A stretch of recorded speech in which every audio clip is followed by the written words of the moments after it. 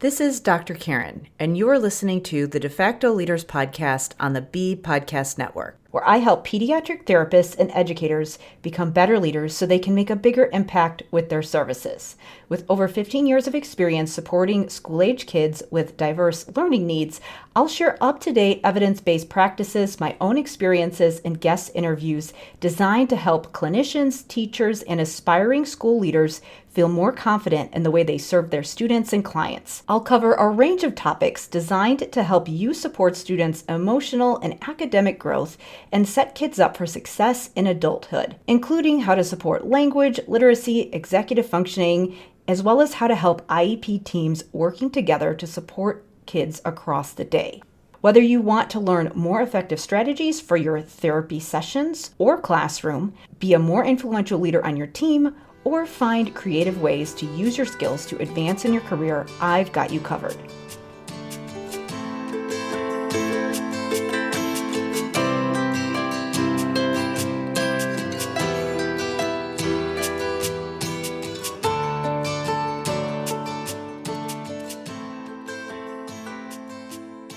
Hey there, it's Dr. Karen, and welcome to episode 131 of the De Facto Leaders podcast. In K-12 education, there's been a recent push to go digital, and many educators are wondering if people creating the products have the kids' best interest in mind, especially in the for-profit space. That's why I invited Meg Hearn to episode 131 to get a behind-the-scenes perspective of curriculum and tech products for kids.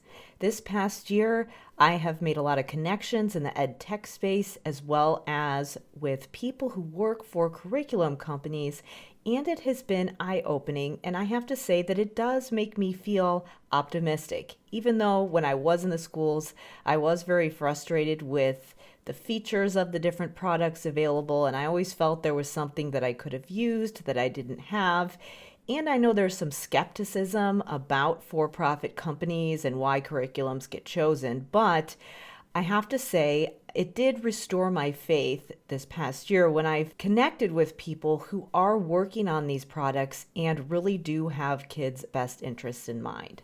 So to tell you a little bit about Meg, she is an educator with over 20 years of experience. She currently leads a highly collaborative and growing team of curriculum specialists that enhance the Imagine Learning math core curriculums. In her previous role as director of mathematics curriculum at Age of Learning, she worked with teams that created digital curriculum content for educational games serving learners ages 2 through 10. Before that, she saw the development of a K-5 digital curriculum at LearnZillion, and her work in the public schools preceded her foray into the Edtech world. As a mathematics coach in the Howard County Public School System in Maryland, she facilitated school-based professional development with elementary school teachers, focusing on developing conceptual understanding through problem-based teaching. She's been published in the School Library Journal by the ISTE and has spent over 10 years as an adjunct professor teaching gaming and education and mathematics methods courses at the graduate level. She holds a mathematics instructional leadership graduate certificate, a postmaster certificate in administration and supervision from Johns Hopkins University, a master's degree in education from McDaniels College, and a bachelor's degree from the University of Maryland. Her bachelor's degree was in design, not education, and she's still applying what she learned from her design training to this day, which is something that we talk about in the interview. In this conversation, we discuss how EdTech product teams work and how they test their products to make sure they're helping kids learn. The balancing acts K-12 EdTech companies face, including content, design, application features, usability, and other factors that impact accessibility and equity, how to design a learning experience, including prioritizing accountability, alignment, and evidence-based practices while still making learning a creative, engaging experience for both the learner and the teacher. And then we wrap up by talking about why math can be a prime opportunity to work on executive functioning and why executive functioning work is already embedded into many math curriculums. Plus, we discuss early math skills kids need to thrive. All of the views that she shares in this interview are hers and do not reflect the views of any companies that she has worked for or is currently working for. Before I get going, I wanted to mention the Time Tracking Journal, a strategy for improving executive functioning. But really what it does is gives you a tool that helps you to model the internal language and thought processes that kids need in order to complete multi-step tasks. Many of the times that I talk to people who are working in the schools and they say that their students are struggling to complete tasks in their classroom, things that they don't want to do, they're seeing a lot of avoidance. And they say, well, we're already working on executive functioning because we're giving checklists and visuals and we're helping kids fill out their assignment books and they're still missing assignments. And many people think that planners and checklists are tools that help build executive functioning, but really what they are tools that people can use effectively when they're already engaging in good executive functioning skills. It actually takes a lot of internal planning to use strategies like a checklist effectively. And so there are some skills that we need to teach in order to be able to benefit from a lot of those metacognitive strategies we use for organizing. And I help you build some of those skills in the Time Tracking Journal. To learn more about it, you can go to drkarendudek-brannan.com/Time Journal. Now, please enjoy this interview with Meg Hearn.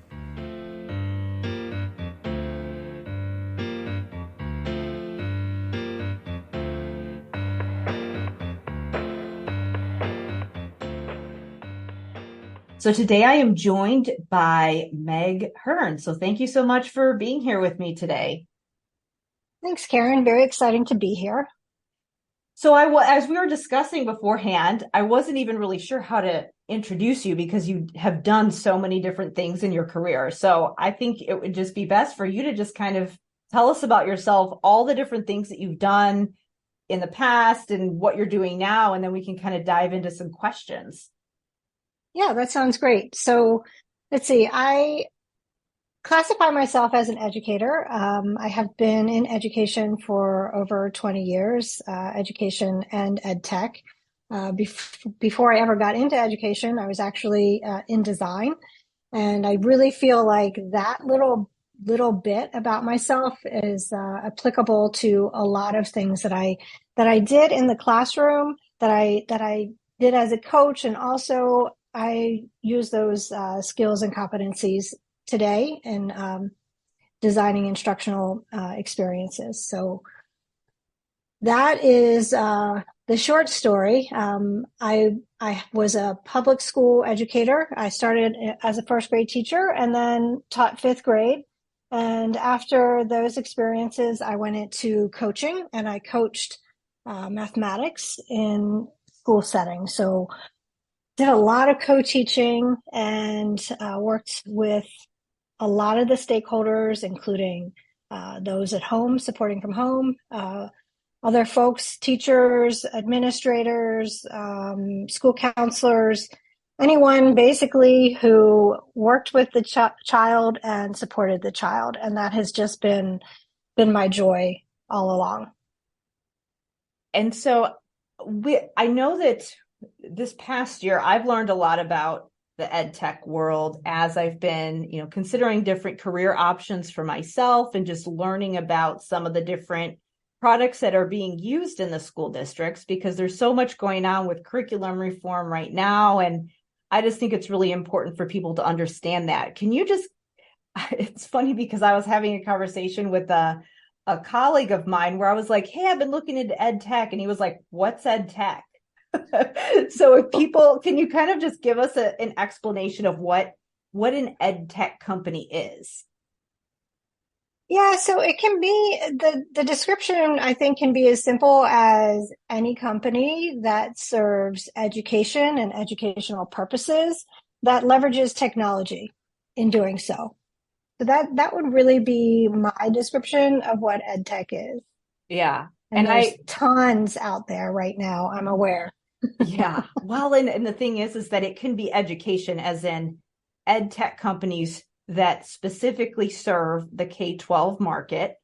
And then there are Edtech companies that are even broader, like like Udemy, like technically I'm an Edtech company because I provide educational products for people who are wanting to learn. It happens to also be in the K-12 market. So it is really an interesting space. And I think what intrigues me about it the most is that back in the day when we were doing everything on paper, the amount of time it took to update instructional materials versus the functionality and the rate that we can change things now that things are digital, it's much different. Not that it doesn't take time when you have a big team of developers creating a product, but we can do it a lot faster than when you have to distribute print materials.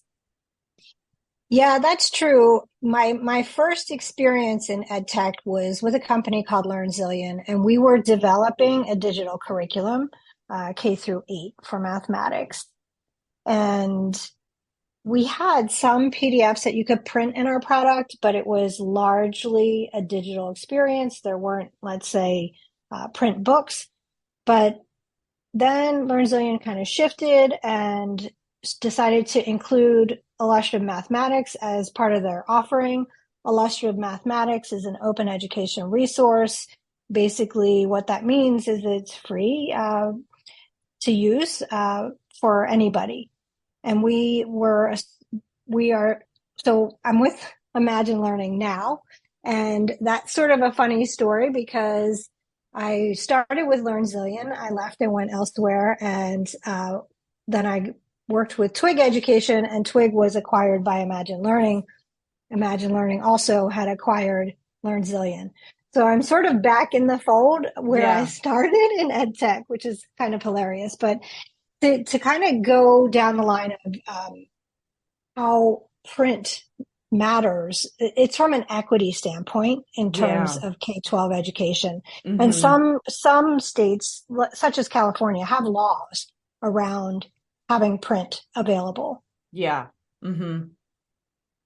So long story short, started thinking it was going to be all digital and change was easy because you just make it digitally and it gets fed out very quickly.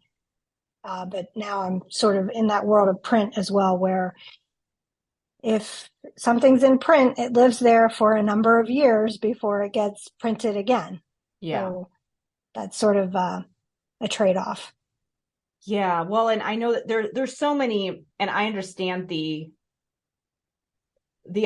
idea that we want to leverage digital tools because of their benefits and their functionalities that print doesn't offer, but also we don't want to lose what it's like to hold print materials just from like a cognitive standpoint. And then there's the equity piece, which gets really complicated because it's the distribution, and do we have access to the iPads or the devices, or I mean, that happens with print materials too. So there's that as well, where if the print materials are hard to update and a school doesn't have resources to buy something and update their materials, then there's that problem as well. So I'm curious what you've experienced from that standpoint, or what you've seen happening as far as how all of these things are, being able to be distributed to districts. Yeah, it is definitely complicated. Different districts have different needs around their print. Some districts that we work with have needs around translation. Okay. And so beyond translating into Spanish, because that is something that we do pretty widely in our curriculum, but it goes beyond that. I was in a district that was telling me they had a large influx of Ukrainian folks, and they wanted things translated into that language. And then also just like many other districts that we work with that say we have 40 different languages and we want everything translated into those 40 different languages. Wow. And from an equity standpoint, I say, yeah, my heart goes out to them. I want that for them. I want them to have the materials in their languages. But on the other hand, from a product standpoint of providing those kinds of translations, it doesn't always work out. Yeah. Can you explain, like, so I know that we've talked in previous conversations about product management and tech teams and how they work. And I know that a lot of people listening, if they're educators, they see the end result. They're seeing like, what does this look like when my students log into this program?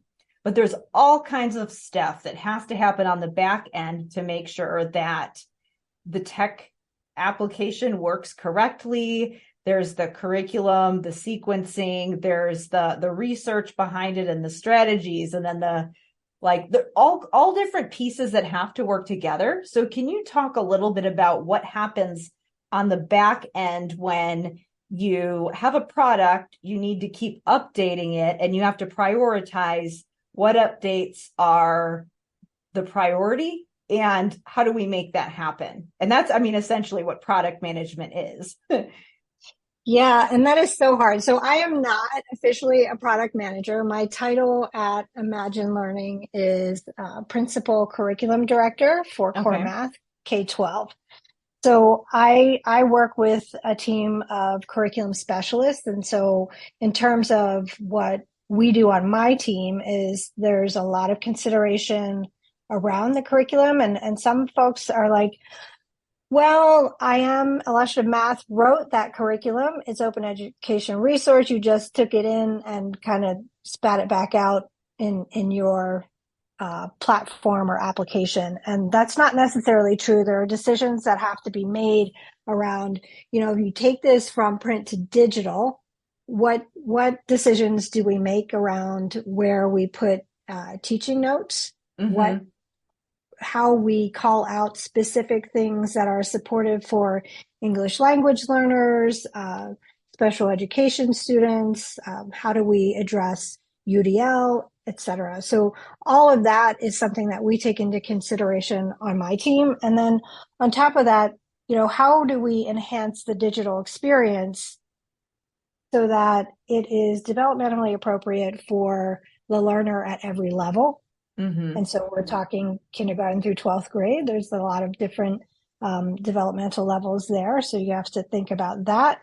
And then as we work with product, we sit on the product team, my team. And so we work very closely with the product director and product managers. And so we have to work with them around prioritizing, as you mentioned before. And so what gets prioritized, why, how? Those are decisions that can be really difficult if you're somebody who's spent a lot of time in schools and you have this equity lens. Sometimes it's about, where are we selling the most? As hard as that might be to hear, sometimes that's a prioritization element.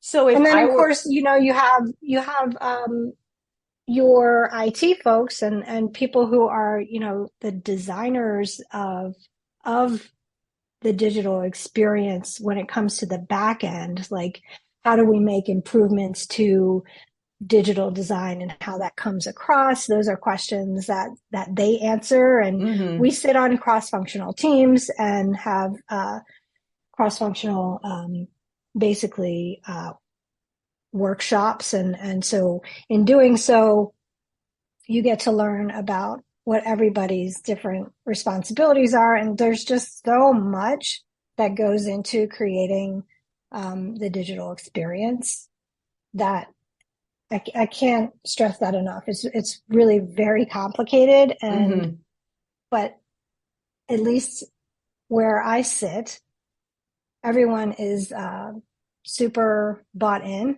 and excited about what we're doing. And really, what brings a lot of people to Edtech is that they get to have an impact and they get to touch lives of learners and everyone who supports learners. And that makes you feel like you have a real purpose in life. Yeah.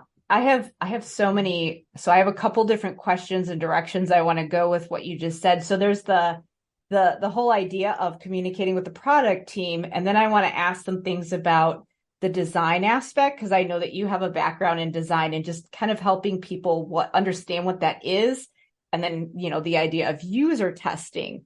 But I definitely can relate to that because I know that when I was in the school, there were many times when I was working directly with students, I have this full caseload and I'm thinking, wow, I wish I had a product that would help me do this. And I'm thinking of all these different ideas, but you don't have the resources to create something like that. I had no idea even where to start with creating that with this whole enterprise and these people that know how to handle all the technical aspects, and then even just the other things that you have to consider, such as the curriculum and the sequencing and all of that.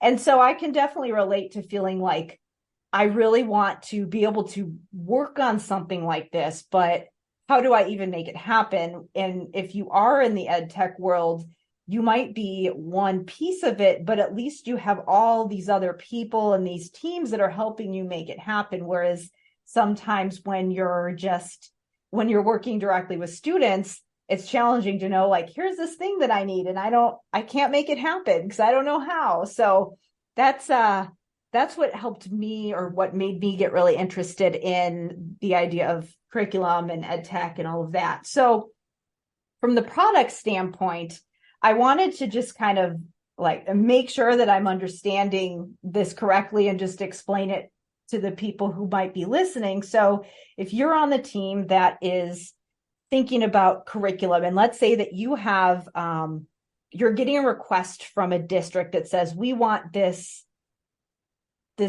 function or this tool translated into this other language. And then you communicate that to the product team, right? And so you're one of the product team sits there and they talk to all these different departments and they're like, okay, what are all the different requests that we're getting? So they get the request from you, and then they're probably getting requests from other people from other departments. And then the design people probably have information that says, oh, this button is in the wrong place and kids don't know where to click. And so we need to change this. So they have this whole list of things that they need to do. And then the tech people and the teams that are managing that are saying, all right, here's the order, and this is how we're going to get it done. And I'm sure that there's all kinds of things as far as how long will this take? How much money will it take? Is it going to impact the things that are bringing in revenue so that we can keep going and all of those things? And so you're the person that's kind of there like, this is a priority, but you know that there's all these other things. I mean, am I understanding that correctly? Yeah, it is a little bit of crazy town like that. Yeah.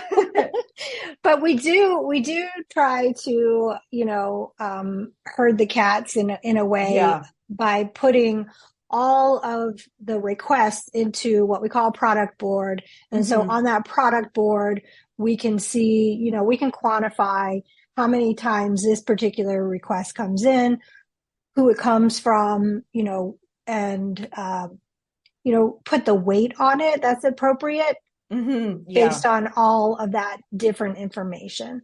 Mm-hmm. We also have designed into our application a button, give feedback. And so Okay. Oh, yeah. it's really easy to just click that button and give some feedback, which is great because we do read every single thing that comes in, and we do sort it and set up the categories and try to prioritize based on, how often certain requests come in. And again, like you said, I mean, it does depend on how impactful the change is going to be. Mm-hmm. That's always something that is important. Some things are maybe won't be impactful to our bottom line or our profits, but they might be really impactful to usability and the learner experience or the teacher experience, and that matters greatly to us as well. Yeah. Like the whole idea of the people that are already paying for your products, it's going to make it better for them. And I think that it's kind of interesting there with the ethics aspect of it, which I know that a lot of, my friends in the therapy world always struggle with, where it's, if you do what's ethical and best for students, that does end up being good for business because people are getting the results that they want. And you do have to think about, a for-profit company has to think about revenue because they can't function and continue to provide products for learners if they don't have that in mind. So I think that that's where it just, I get that. Yeah. Yeah, and you mentioned user research, and that's a really important aspect Yeah. of what we do. So not only do we conduct research with our actual users, um, we will go into schools and visit our districts that are using our materials, Mm-hmm. and that provides us with, and so we had a great tour this past spring where we had cross-functional team visit districts. And so it was it was curriculum, it was product, it was folks on the design team and folks on the application engineering side. So a lot of different people went into different districts and got to observe, got to see how classrooms are using our materials, got to talk to kids, which was wonderful. That's my favorite thing is when the kids get to give you a little bit of feedback. Um, District level folks, as well as teachers, just kind of getting the perspective of everyone in the moment. I think that's really valuable, but it's also valuable to put something in front of people and say, we have a research advisory board. And so we will put some materials in front of them and say, what do you think of this? Mm-hmm. What if it looked like this? Is this, which one, A or B? What looks better? And that research advisory board is typically made up of lots of different kinds of folks, including teachers, including administrators, coaches, district level people, just kind of the gamut of the stakeholders. Mm-hmm. And then if it has to do with family support or home to school engagement, then we would include families that we would ask and caregivers that we ask questions about what do they need to support learning and hopefully build bridges from home to school. So really it's just a lot of both qualitative and quantitative. So you're interviewing people, you're talking to people, you're giving them a chance to give feedback. And then I imagine there's some more, hard data on the back end to see like what kinds of things are you able to see on the back end as far as how people are using the products and like can they find things when they're in there clicking around and things like that. Yep, absolutely. All of that is tracked on the back end.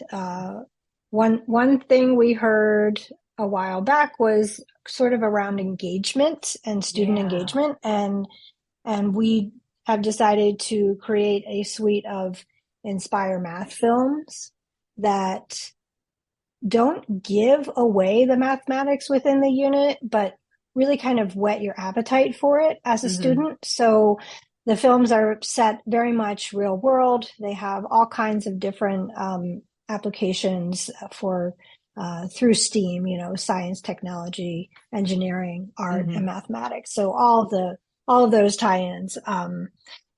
And they have been very impactful. And so we've seen use of those in our platform, our application kind of go up, not kind of, definitely go up. And so we know that they're using them. We've produced the first films were for kindergarten through fifth grade, and we released those this year. And so the next school year coming, we'll have 6 through 8, and we're just going to keep that story going through the curriculum. So we'll just keep on making them for all of the curriculum that we have for mathematics. Yeah. What do you mean when you say you're keeping the story going, that like the project? Is that what you're referring to? Yeah, and I think there are elements in curriculum that kind of tell a story about the curriculum. And so that's really what I mean when I say films are part of the story of the curriculum. So, we are adding to that story in a way that, just like if you tell a story to a friend, this is part of the description of the curriculum and what makes it what it is.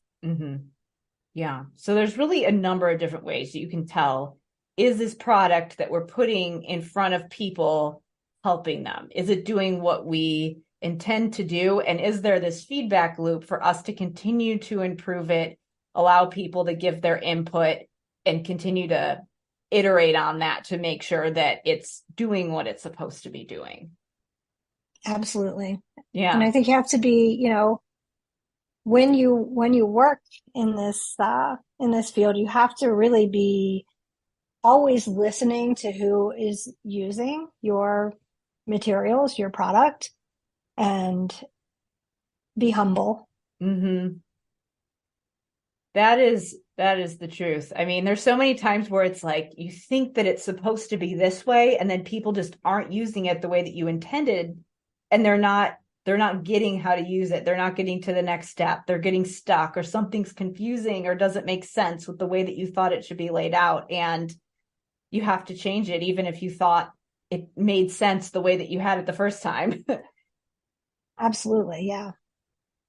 Yeah. It's So, iterative. Like you're always yeah. thinking about how to make things better, what you can add to improve the experience, what maybe should be deprioritized. So you can make the experience better. Yeah. So really what we've just described the last few minutes is what this concept of user testing, that we make something, we put it in the hands of people, we get their feedback, we continue to make it better. And there's all these different checks and balances, different ways of measuring it, so that we're looking at hard numbers and qualitative feedback to understand what those numbers mean and what we might be missing by looking at just the numbers and all of those types of things. So I know that you originally did not start in education, you started in instructional design. So can you tell us a little bit about what that field is, what those skills are, and how it fits into all of this that relates to creating educational products? So I actually didn't start in instructional design. I started Oh, in okay. apparel design, Oh, clothing okay. design. Yeah. So that was my bachelor's degree from University of Maryland. And I spent some time in the apparel industry and then transitioned to education. So it was a huge shift. Everybody asked me, oh my gosh, it seems to have no relationship. What are you doing? Yeah, I Like automatically one, made that jump. Just I assumed. but I will say, you know, one of the things that helped me make the leap was I just know that I love helping people, and I love especially working with kids and anyone who works with kids. That's just something that has always brought me joy. And so, how do I use what I learned in design to impact, you know, what I do now? All along the line, I think when I taught, you have to design a lesson. We didn't always have a curriculum that we were working from. So sometimes you have to design that experience for your learners. And so taking into account what brings joy to learners, what is, for me, what element of play can I bring into it? Because I think that there's an importance of play in education as well. And you design the environment that students sit in. You design how you work with parents. You design how you work with administrators and the greater school district. When I was a coach, I designed the program all myself. There's no book that says, here, this is how you coach. And so going into my first year coaching, I had to design those experiences. And really, for me, it was a lot about listening to what are the pain points and the problems that we have with this particular classroom or teacher or community. Like how do we help support around what those pain points are and design experiences, design the environment, design something as simple as family math night. It sounds very simple, but there's a lot of designing that goes into that. And if you want to be intentional around what is clustered together and why you're clustering it together, and then now in my role currently, what color plays a Mm-hmm. part in design, and color plays a part in how we communicate, and also just sort of designing the entire experience around what feels balanced. So there's visual balance, there's color balance, there's size of the write-on lines for the print. Yeah. There's so much that goes into it that I feel like I'm constantly drawing upon my training as a designer in my roles all the way along the way in my career. Yeah. So really there's, when we think about education and even in therapy, it's like, what's the technique? And I'm this utilitarian person. And I remember being like, that's just fluff. It's just the visuals. Who cares how it looks? But especially when you think about accessibility, it matters Yes. how it looks. Yes. The contrast of the colors and the size, or where things are laid out. I mean, in a digital product, when you're thinking about eye gaze and scanning, and where, like, how, when you look at a page, does the way that it's laid out draw your eyes down the page instead of just overwhelm people? I'm working on that all the time in a lot of the content that I make, where I know that I write a lot and I have very text heavy, and it's just this big block of text. Well, that's not good design. So I'm always trying to think about how to work on that. And when you're thinking about a physical environment, just the arrangement, and does it flow? And I mean, you can get into all kinds of things with design. I know that so when I went to Disney World, I was like, oh my gosh, this is going to be the worst. But they have designed down to a T, like the whole experience of when they have their people talk to you, and the way that things are arranged, and the way that they guide you through the lines, and all the things that they have in the lines, and then they have the shade, and like this whole experience. And so I think that, yeah, I mean, obviously evidence-based practice is so important, but if you don't have all those other aspects, I mean, it causes these bottlenecks. Yeah, and I think that evidence-based practice has to be intertwined Yeah. with design. There are certainly, I mean, just thinking about in the digital aspect, if you go to a slide that has content on it, then for a student facing and a student having this experience, maybe they want the text to speech. Where do you put that button? What's the most convenient and aesthetic place to put that button? It's all intertwined. I wanted to take a quick break here to talk about the time tracking journal. So, in a few minutes in this conversation, we're going to start talking about math and problem based learning. And what fascinates me so much about talking with people who have expertise in math curriculum is that they're already talking about executive functioning, but they're not exactly using those words. And it's really interesting to me how some of this is already embedded into the work that's being done in curriculums that require kids to use problem solving in multiple steps. But if you have a child who's experiencing executive dysfunction, chances are they might need some additional support, modeling, and strategies above and beyond the standard curriculum. And that's why I created the Time Tracking Journal, which is a strategy for improving future planning and executive functioning.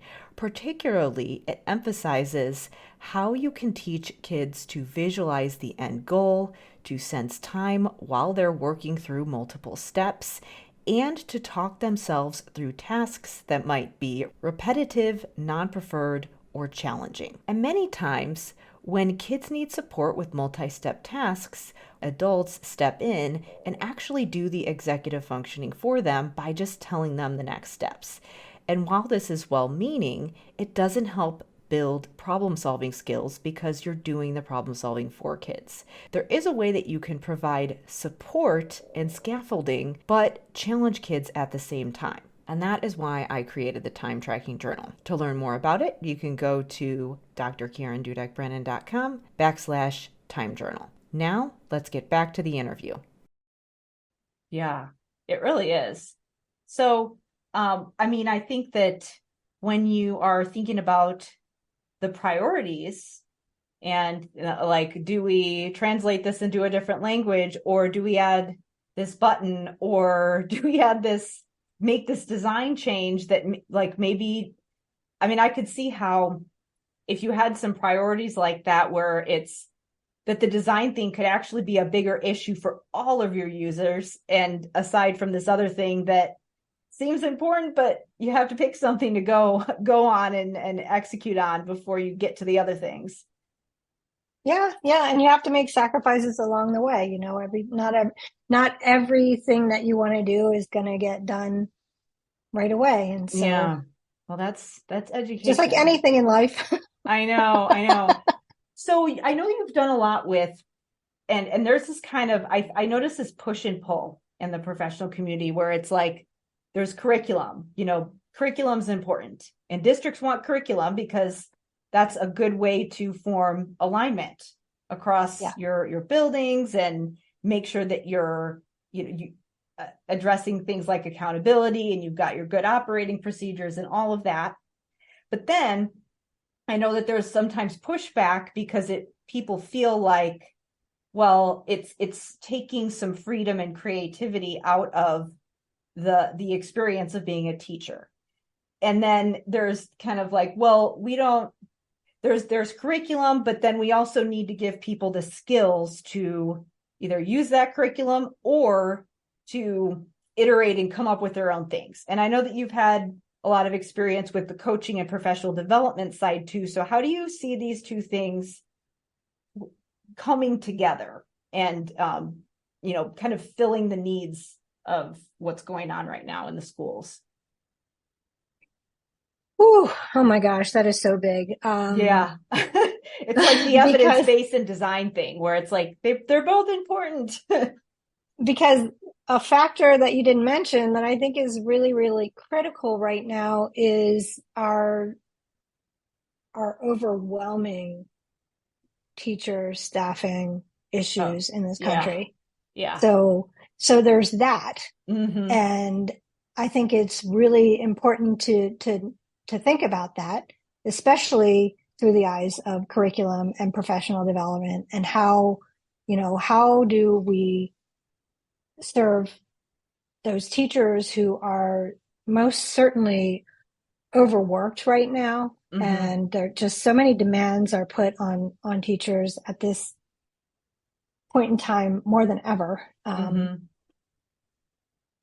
It is really, it's a tightrope, that you have to walk, I think. And so in terms of my perspective on curriculum, and I'm going to say really honestly, the illustrative math curriculum, what I think is great about it is, yes, it's a provided curriculum that if your district has adopted it, that it might be a shift for you because it's different from traditional curriculum.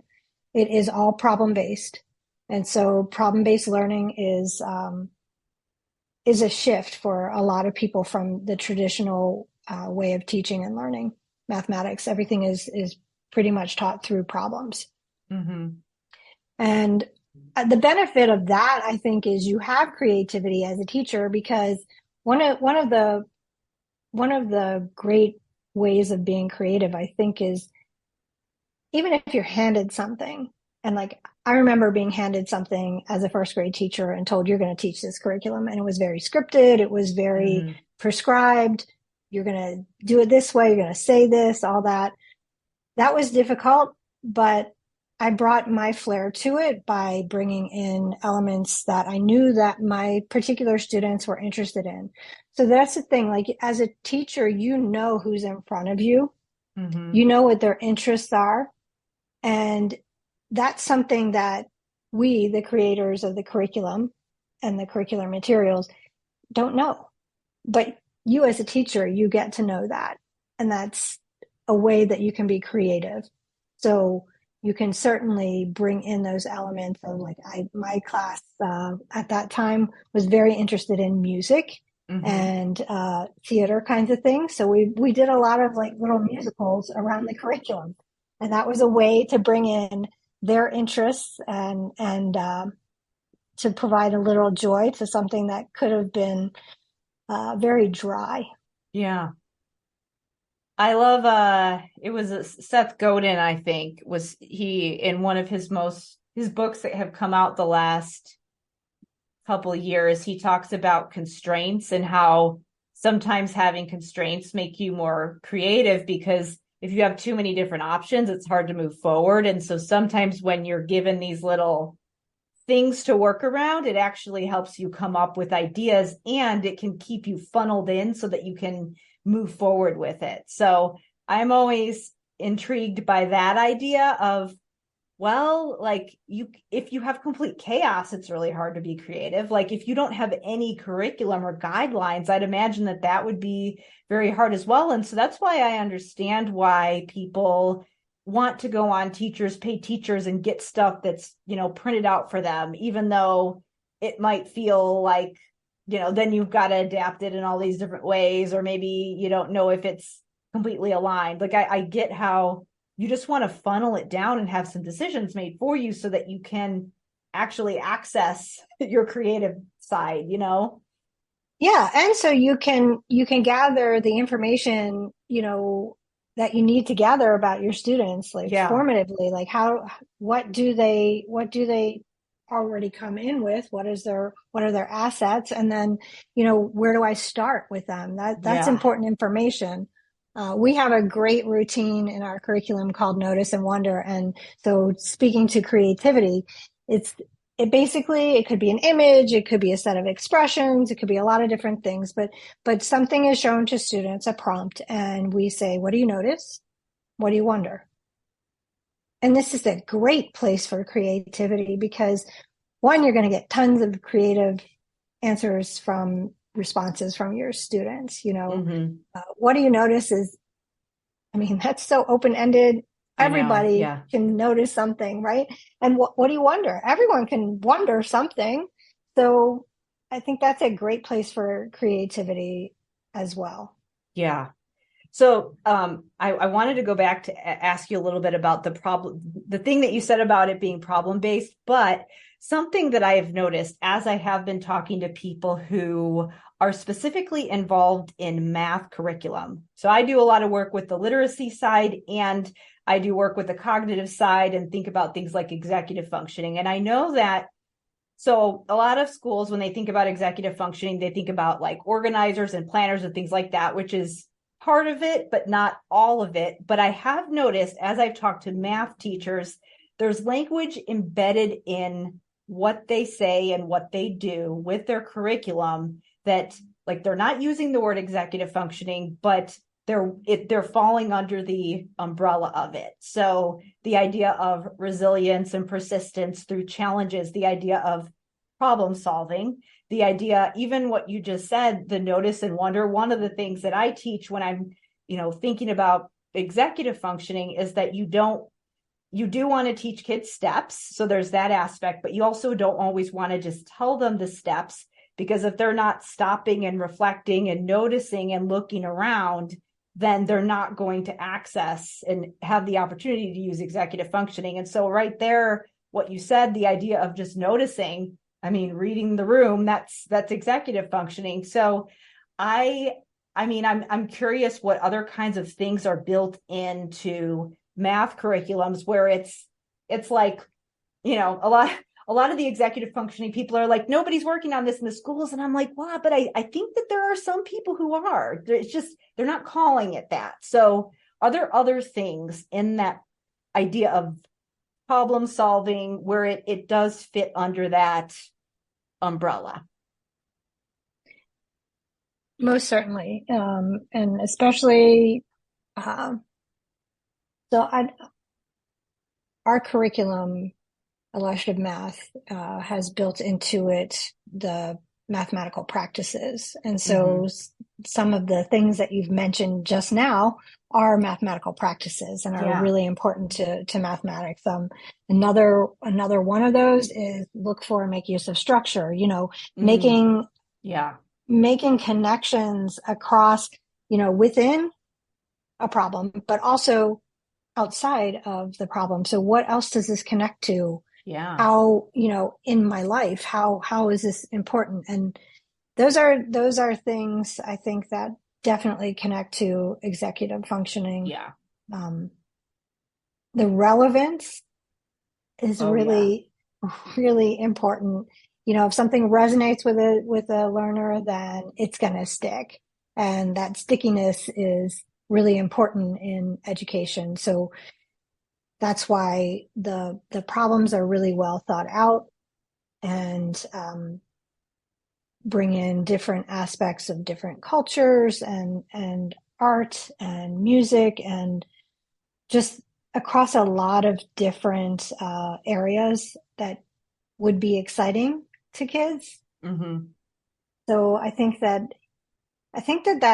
joy is also a huge part of executive functioning because when you feel excited about something, joyful about something, you're pretty driven to make connections and to think about it in a way that makes sense. And so making sense of problems and persevering when solving them, Yeah. another mathematical practice.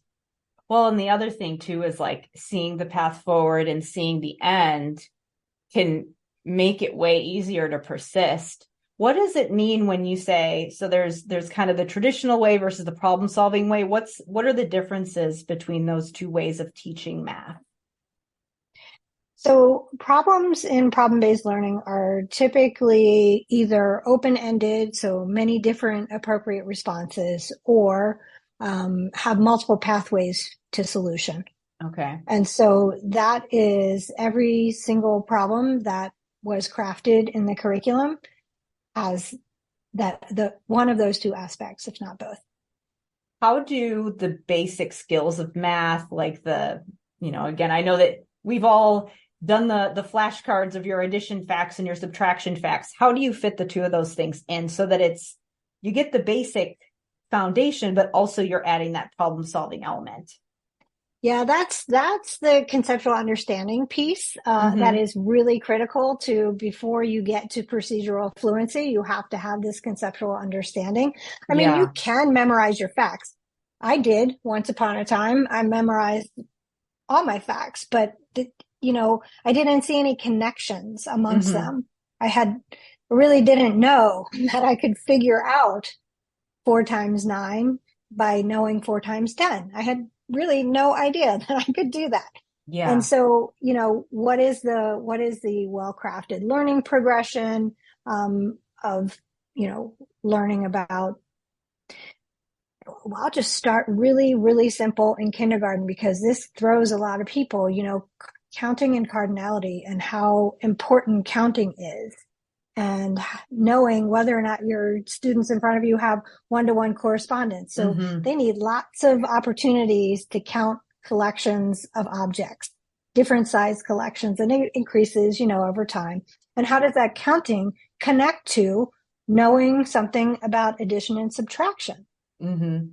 Because it's definitely connected. And if you've spent enough time doing lots and lots of counting, then you're going to be more successful with understanding addition and subtraction. Yeah. So two questions that are popping up for me. Can you talk a little bit about what procedural fluency is? Because there's with executive functioning, the idea of ideational fluency, being able to come up with a lot of different options. But what are you talking about when you're talking about procedural fluency? So with procedural fluency, you're looking at being able to solve a problem um, with efficiency Okay. and it's not always just being fast at something. Mm-hmm. So, Okay. so if you have an efficient way of solving something, that might look different for a first grader than it does for a third grader. If I'm adding two numbers, that it's going to look different if I'm a first grader being proficient and procedurally fluent with that. You can use any algorithm. It doesn't have to be the standard algorithm. Mm-hmm. It's what makes sense to you because you have that conceptual understanding already. So you can understand how you're going to go about this. It's not your first time seeing it. Um, you have you have had some opportunities to problem solve already. So now you kind of have some strategies in your toolbox that make sense to you that you can use. Maybe it's a number line strategy. Maybe it's a bar diagram strategy. Maybe it's I'm going to get out some discrete counters and I'm going to put these two together and find the total. And, younger kids, it might be they count all, and older kids, they might count on.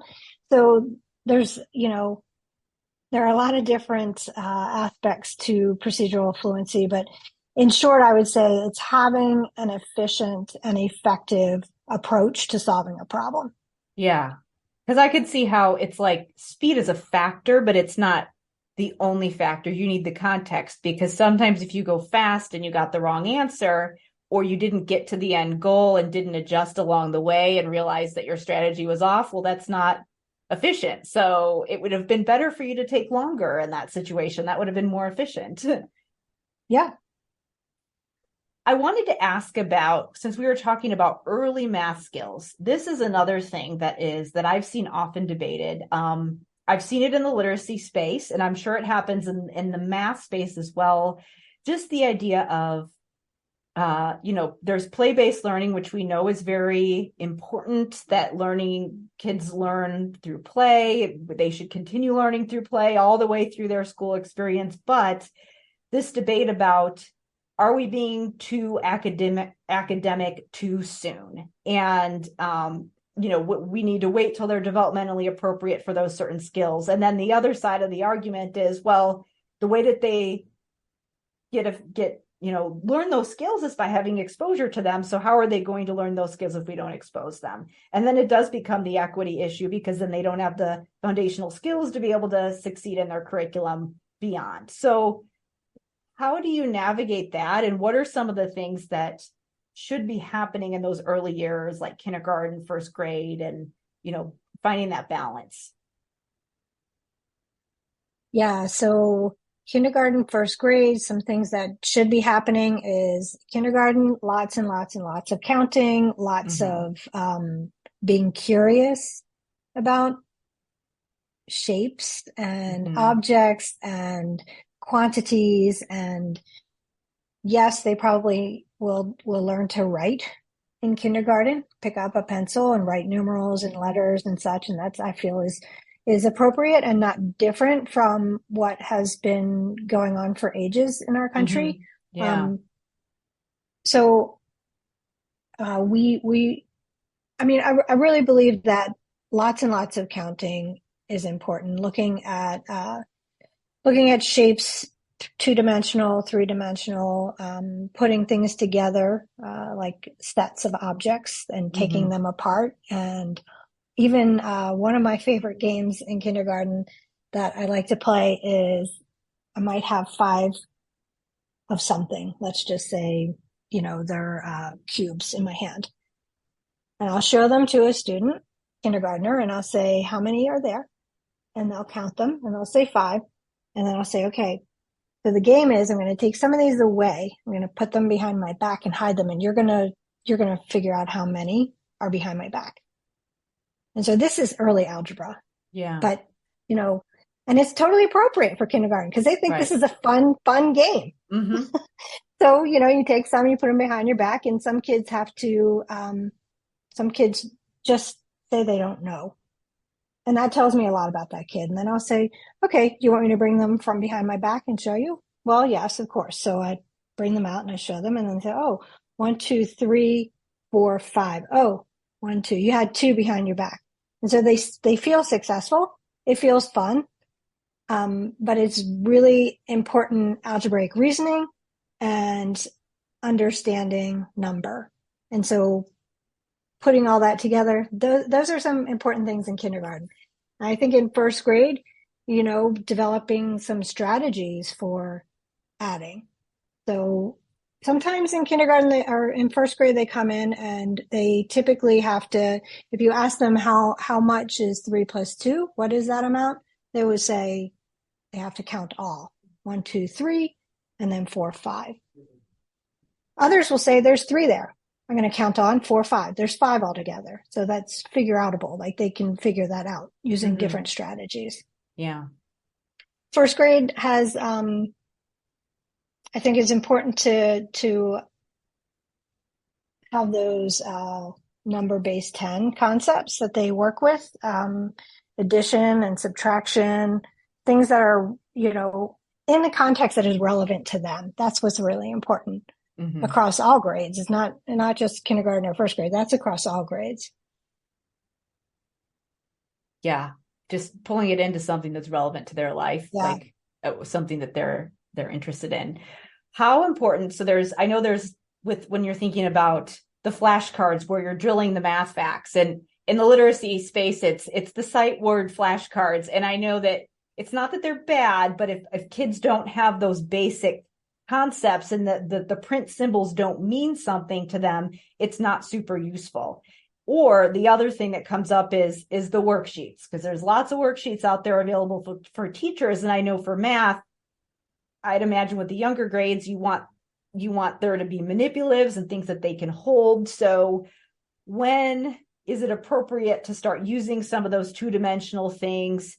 How can you tell if kids need to go back to things that are a little more tangible and build some of those strategies versus drill and, or is there a place for those types of things? Yeah. So I personally am not a huge fan of the drill and kill. I think it creates a lot of anxiety, and the time tests that are out there also create a lot of math anxiety. And when you talk to people, and one of the questions that I like to ask people when they sometimes mention that they don't feel like a math person, which is a whole nother subject that I could talk to you about. But because I don't like when people say that out loud. I don't like when people think that. I feel like everyone is a math person, but again, that's a side note. If they say that, I'll ask them, why do you really feel like that? When do you think like math got away from you? What was the moment that you remember being like, oh my gosh, oh no? Because everyone has been able to supply that moment to me. And a lot of algebra people in high school. I can name the teacher. And there were several leading up that were like, I was hanging in there. It wasn't the greatest. And then things just went. And then my statistics professor in my doctoral program revived me. I love it. Anyways, I love to hear that there was a revival. That's the best. There was. I like statistics. I wish I would have done it. But earlier on. So I wish I would have known about statistics like in real world context when I took it. You know what I mean? It was a lot of contrived scenarios that were not really important to my life at the time. So, but I actually, my first statistics class was a complete train wreck as well. But then when I got into again, wonderful professor that just knew how to lay it all out and make it relevant. It's just, I don't know. You do need that real life context. Like it was when I was in my doctoral program and I was trying to do a study and I was like, I have an answer to this problem. I need to understand how all these statistics are going to tell me something useful that I need to know, versus when it was just all these little definitions of construct, validity, and all of these things. Anyways, I understand the idea of making it useful. So if I go back to your question around flashcards, because I really do want to answer this one. Yes. Well, let's do that. We'll do that and then we can wrap up. And anyways, go ahead. So I don't love flashcards. I don't love time tests. I feel like they cause a lot of math anxiety and are detrimental to the learner's disposition. So that has been my experience when I hear from people when math went wrong for them, and especially when it's elementary school, when they tell me it's elementary school. It breaks my heart for one. Yeah. And for two, like they almost always say, because I had to do these time tests and memorize these things. So if you have this conceptual understanding that I've been talking about, if you have this basis of understanding that you're putting these If it's addition, you're putting these things together. And if we're talking, first grade, maybe it's 10 plus 3, and you want to put those amounts together, and you say, I know it's 10 and 3. Okay, 13.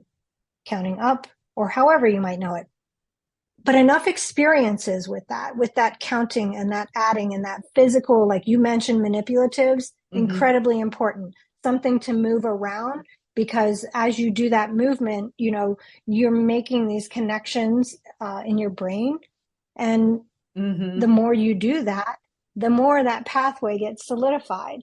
So the more often you add the 10 and 3, which maybe is hard for somebody, right? And so the more that you do that, the more that you come to realize, oh my gosh, it was 13 last time, 13 the time before. It's been 13 every time. Now I can secure that in my brain, and that is not anything that I have to figure out anymore. Now I can be fluent with it because I've had enough experiences and enough repetitions with adding those values that I know what it is. Yeah. And now I might be able to use that to know something else. Like maybe 10 plus 4 is hard too, but I know that 4 is one more than 3. So I know that it's probably going to be 14, because 14 is one more than 13. Yeah. That whole idea of the mental manipulation in your head, I can think of all kinds of ways that I do that, where like, like you're in the middle of a workout and you're like, how many reps have I done and how many total is this going to be?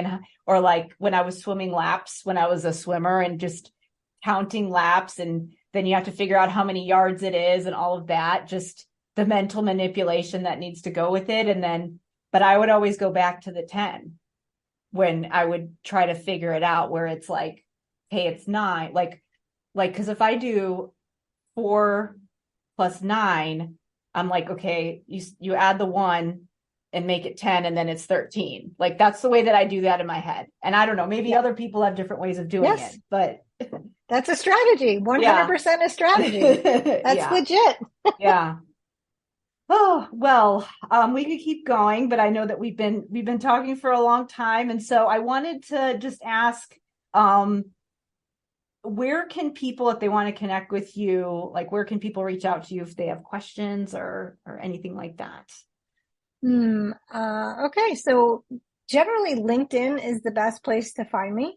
So, that is the best place to find me. Or, also, if you want to email me directly, my personal email is Megan, Meghan, Hearn, Hearn, all stuck together, @gmail.com. Great. Thank you. And do you ever do any other like presentations or things like that?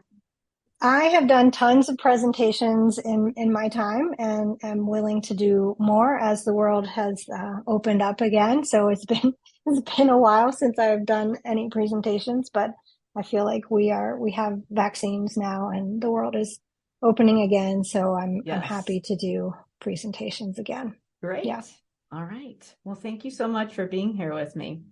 Yeah, thank you. It was my pleasure.